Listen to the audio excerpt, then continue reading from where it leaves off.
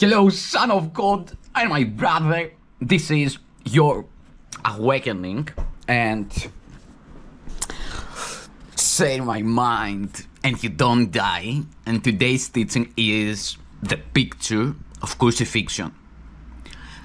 The wish to be unfairly treated is a compromise attempt that would combine attack and innocence.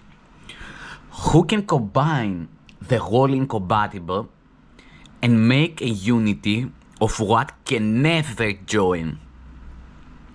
Walk you the gentle way, and you will fear no evil and no shadows in the night. But place no terror symbols on your path, or you will weave a crown of thorns from which your brother and yourself will not escape. You cannot crucify yourself alone, and if you are unfairly treated, you must suffer the unfairness that you see. You cannot crucify yourself alone, and if you are unfairly treated, you must suffer the unfairness that you see. You cannot sacrifice yourself alone,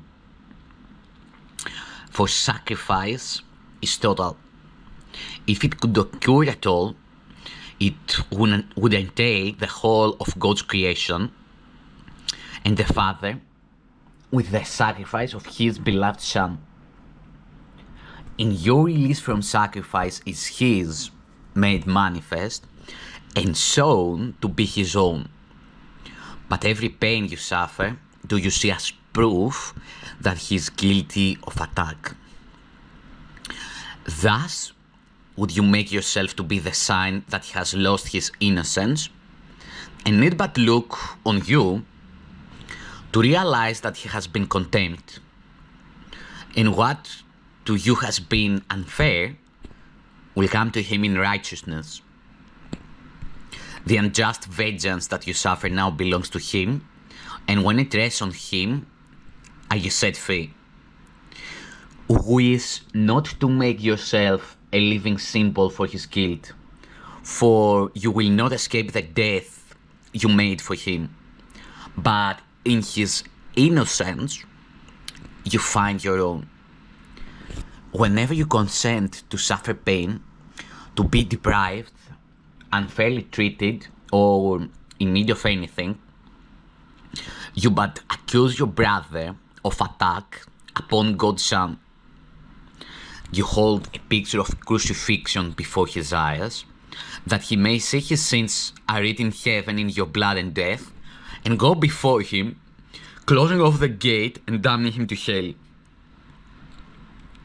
Yet this is written in hell, and not in heaven, where you are beyond attack and prove His innocence. The picture of yourself you offer Him, you show yourself, and give it all your faith. The Holy Spirit offers you to give to Him a picture of yourself in which there is no pain and no reproach at all. And what was martyred to His guilt becomes the perfect witness to His innocence. The power of witness is beyond belief because it brings conviction in its wake. The witness is believed because he points beyond himself to what he represents. Sick and suffering you, but represents your brother's guilt, the witness that you sent. Let he forget the injuries he gave, from which you swear he never will escape. This sick and sorry picture you accept, if only it can serve to punish him. The sick are merciless to everyone, and in contagion do they seek to kill. Death seems an easy prize. Death seems an easy prize if they can say, "Behold me, brother, at your hand I die." For sickness is the witness to his guilt and death, and that death would prove his errors must be sins. Sickness is but a little death, a form of vengeance, not yet total. Yet it speaks with certainty for what it represents. The bleak and bitter picture you have set your brother, you have looked upon in grief. And everything that this has shown to him have you believed, because it witnessed to the guilt in him which you perceived and loved. Now, in the hands made gentle by his touch, the Holy Spirit lays a picture of a different you. It is a picture of a body still, for what you really are cannot be seen nor pictured. Yet this one has not been used for purpose of attack, and therefore never suffered pain at all. It witnesses to the eternal truth that you cannot be hurt, and points beyond itself to both your innocence and his. So this and your brother, who will see that every scar is healed, and every tear is wiped away in laughter and in love. And he will look on his forgiveness there, and with healed eyes will look beyond it, to the innocence that he beholds in you. Here is the proof that he has never sinned. Here is the proof that he has never sinned, that nothing which his madness bid him do was ever done, or ever had effects of any kind, that no reproach he laid upon his heart was ever justified, and no attack can ever touch him with the poisoned and relentless sting of fear. Attest his innocence and not his guilt. Your healing is his comfort and his health, because it proves illusions are not true. It is not will for life, but wish for death that is the motivation for this world. Its only purpose is to prove guilt is real. No worldly thought or act or feeling has a motivation other than this one. These are the witnesses that are called forth to be believed and lend conviction to the system they speak of, to the system they speak for and represent. These are the witnesses that are called forth to be believed and lend conviction to the system they speak for and represent. And it has many voices speaking to your brother and yourself in different tongues. And yet to both, the message is the same.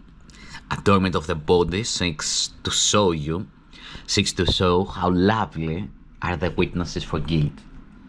Concerns about the body demonstrate how frail and variable is your life, how easily is destroyed what you love.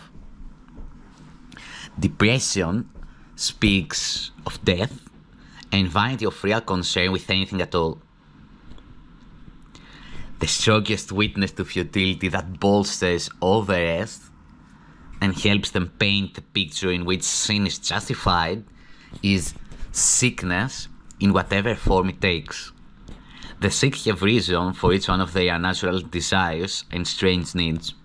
For who could live a life so soon cut short and not esteem the worth of passing joys?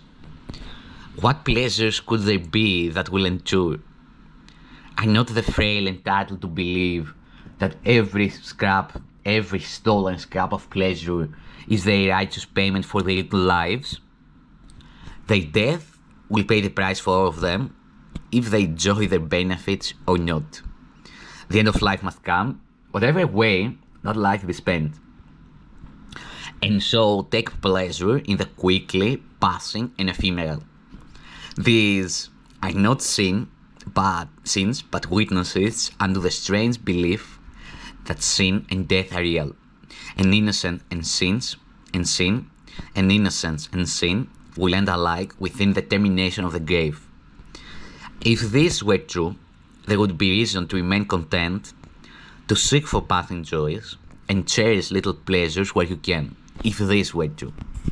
Yet, in this picture, the body is not perceived as neutral and without a goal inherent in itself. For it becomes the symbol of reproach, the sign of guilt, whose consequences are still there to see, so that the cause can never be denied. Your function is to show your brother sin can have no cause. How futile must it be to see yourself? How futile must it be to see yourself a picture of the proof that what your function is can never be? The Holy Spirit's picture changes not the body to something it is not. It only takes away from it all signs of accusation and of blamefulness. Pictured without a purpose, it is seen as neither sick nor well, nor bad nor good. No grounds are offered that it may be judged in any way at all. It has no life, but neither is it dead. It stands apart from all experience of love or fear. For now, it witnesses to nothing yet, its purpose being open, and the mind made free again to choose what it is for. Now, is it not content, but waiting for a purpose to be given, that it may fulfill the function that it will receive? Into this empty space from which the goal of sin has been removed, is heaven free to be remembered. Here its peace can come, and perfect healing take the place of death. The body can become a sign of life, a promise of redemption, and a breath of immortality to those grown sick of breathing in the fetid shadows of death. Let it have healing as its purpose. Then will it send forth the message it received, and by its health and loveliness proclaim the truth and value that it represents. Let it perceive the power to represent an endless life, forever unattacked. And to your brother, let its message be, behold me, brother, at your hand I live. The simple way to let this be achieved is merely this: to let the body have no purpose from the past, when you were sure you knew its purpose was to foster guilt. For this insists your crippled picture is a lasting sign of what it represents. This leaves no space in which a different view, another purpose, can be given it. You do not know its purpose. You but gave illusions of a purpose to a thing you made to hide your function from yourself. You but gave illusions of a purpose to a thing you made to hide your function from yourself. This thing without a purpose cannot hide the function that the Holy Spirit gave. Let then its purpose and your function both be reconciled at last and seen as one. Peace!